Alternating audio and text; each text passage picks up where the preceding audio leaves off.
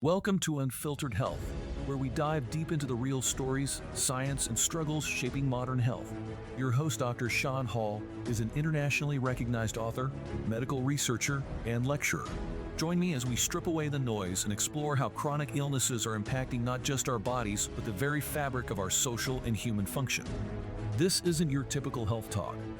Here, it's raw, it's real, and it's time we talk about the hard truths. Ready to rethink health? Let's get started. Hey everyone, welcome back.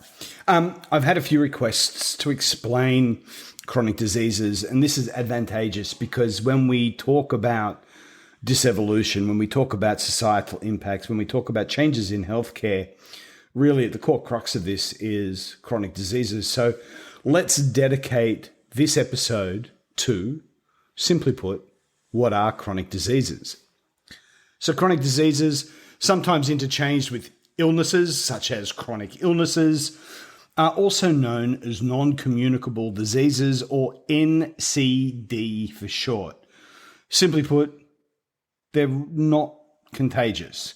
Now, I say that with a little bit of reservation because there is research that has been coming out in the last 10 years that connects viral activities and viruses are contagious with onset or exacerbation of chronic diseases.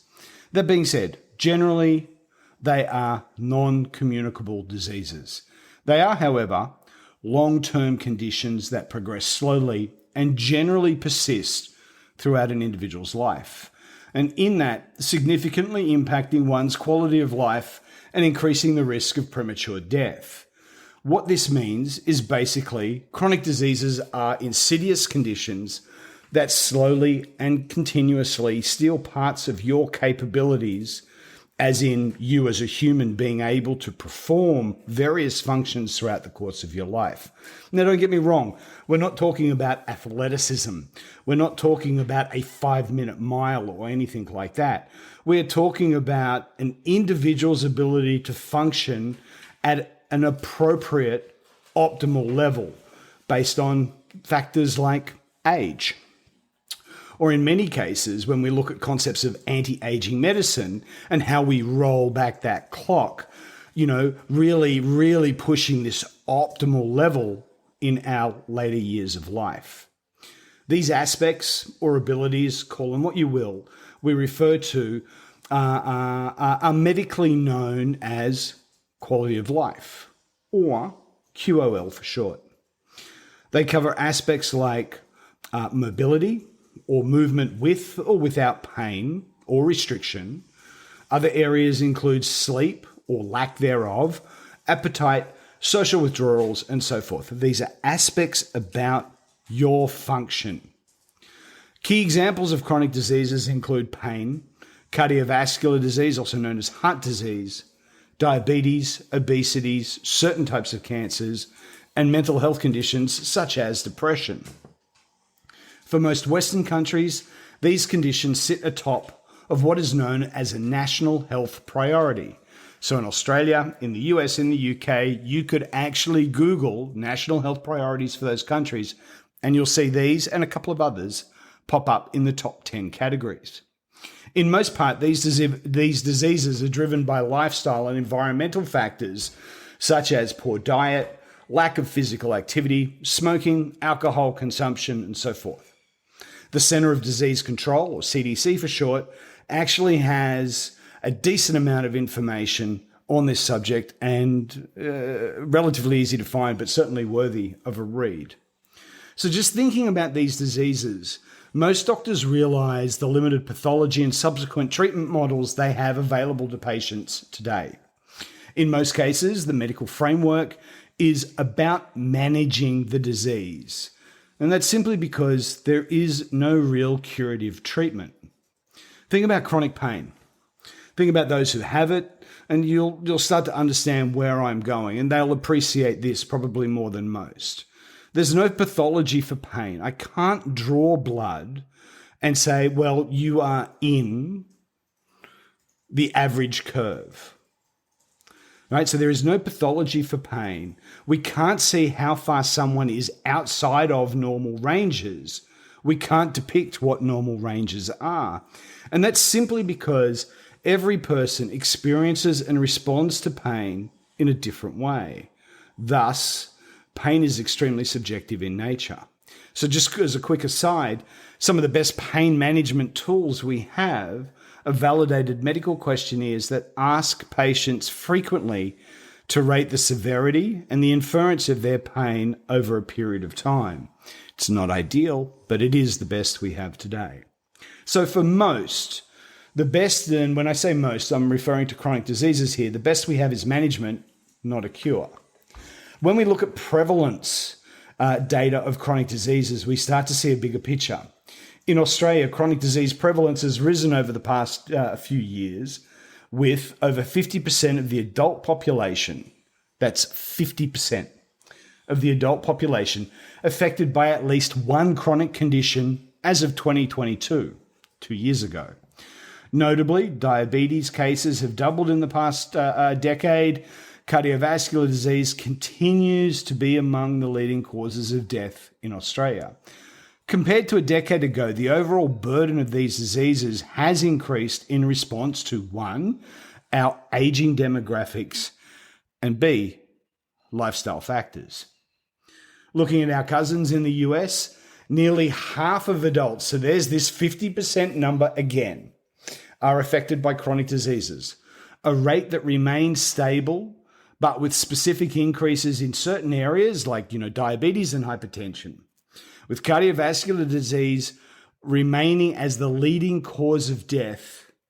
And when we look at certain regions within the US, such as the southeastern region, it is particularly high in prevalence data around cardiovascular disease resulting in death. From 2014 to 2024, so that's the last 10 years, there has been a steady increase in morbidity linked to obesity and other related conditions. Jump across the Atlantic to our friends in the United Kingdom.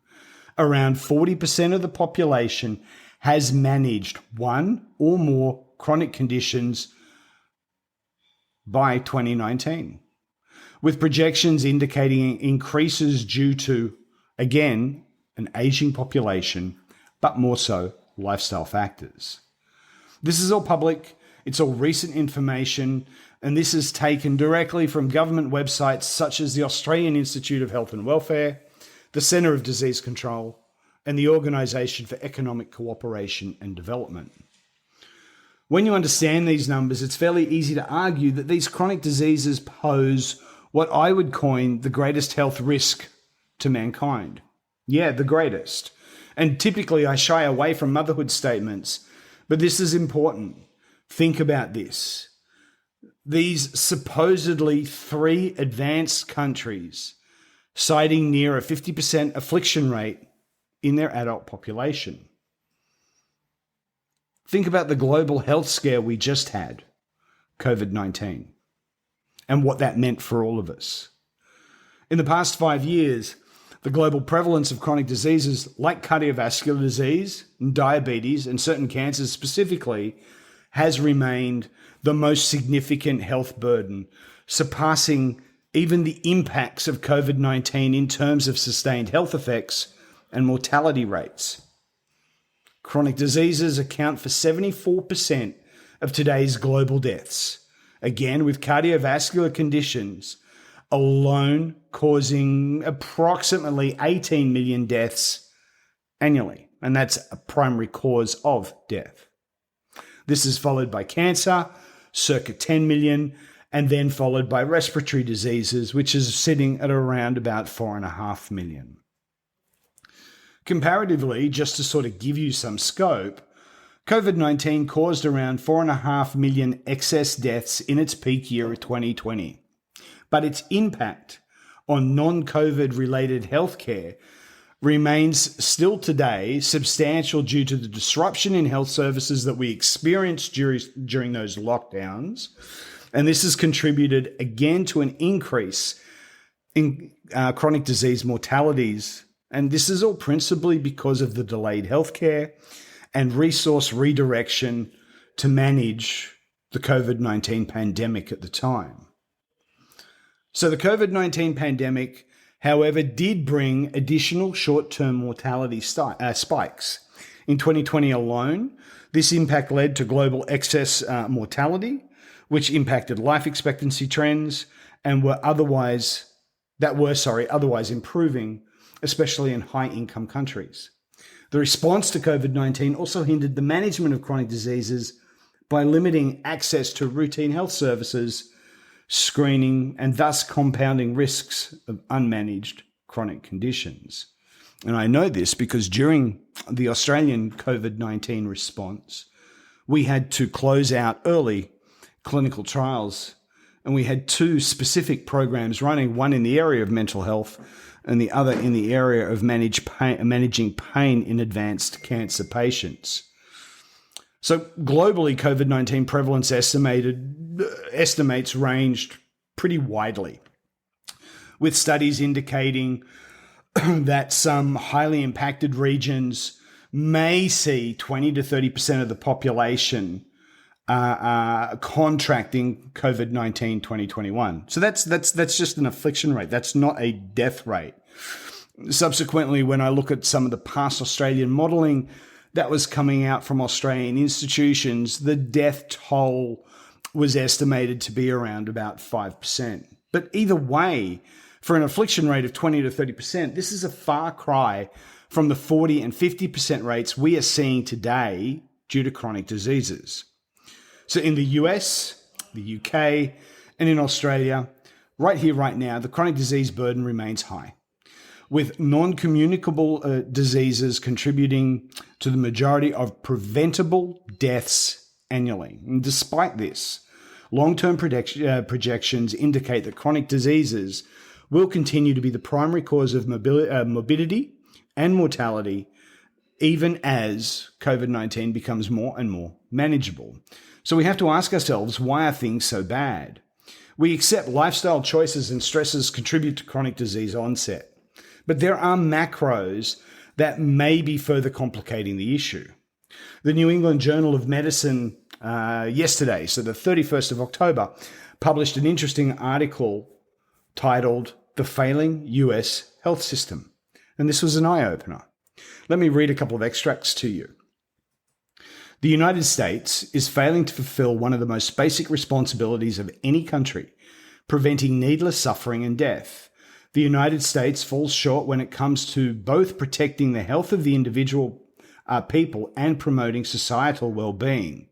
These shortfalls are glaringly apparent in the Mirror 2024, the Commonwealth Fund 8th report since 2004, comparing health systems of 10 high-income countries, inclusive of Australia, Canada, France, Germany, the Netherlands, New Zealand, Sweden, Switzerland, the UK, and the USA. The article continues to state the US ranks last overall on these measures for performance and last or nearly last in 4 of the 5 specific domains compared. The report is all the more distressing because of the country's exorbitant expenditure on healthcare, which far exceeds those of other high-income countries. The United States has the lowest life expectancy amongst the 10 countries studied, 4 years less than the 10-country average itself. It also ranks last on measures of preventability, mortality, and treatable mortality. And as a side, the Centers of Medicare and Medicaid Service in the US cite US national healthcare spending was at $4.5 trillion in 2022, representing some 17.3% of US gross domestic product. So they certainly do spend a lot of money on healthcare. The question is where does it go? Further, the article details the complexity of the US healthcare system has led to high rates of patient and doctor reportings of spending large amounts of time and administrative issues relating to insurance claims and medical bills, which contribute to the country's poor performance in the area of administrative efficiency. So in short, the whole article is pretty scathing. It basically describes a bloated, lethargic healthcare system that is not capable in supporting its people. So let's hit pause and just quickly recap. Chronic diseases are an insidious condition principally due to lifestyle choices, which basically translates to the fact that we made them. We chose to do certain things that made these conditions to come to light, and that's a fact. Doctors have a very limited therapeutic toolkit, and the majority of medical discussion, especially at the patient front, will be about managing these conditions. Fact. I hope you understand that these conditions are degenerative, which means that with time, they will get worse. Which also means that your management plan is about prolonging aspects of quality of life and prolonging time, but inevitably your management plan will continually be revised to compensate for the degenerative downward spiral. As you can guess, as you spiral downwards, you lose aspects associated to your quality of life. So it's pretty grim, right? So let's circle back to that motherhood statement, and I don't use them that often.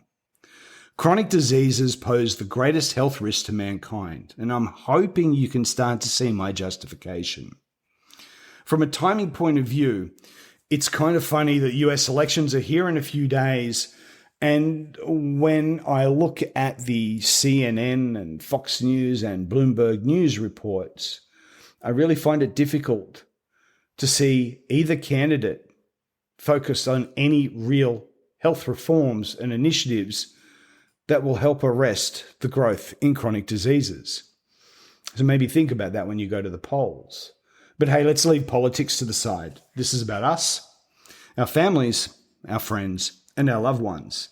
Statistics suggest that you are, or maybe you know, one of these sufferers. Maybe you have a good management plan. Maybe you're frustrated and anxious. Maybe you're one of the many that economically are finding it hard to survive. There is, though, a take charge option, and it relies on you and self-education.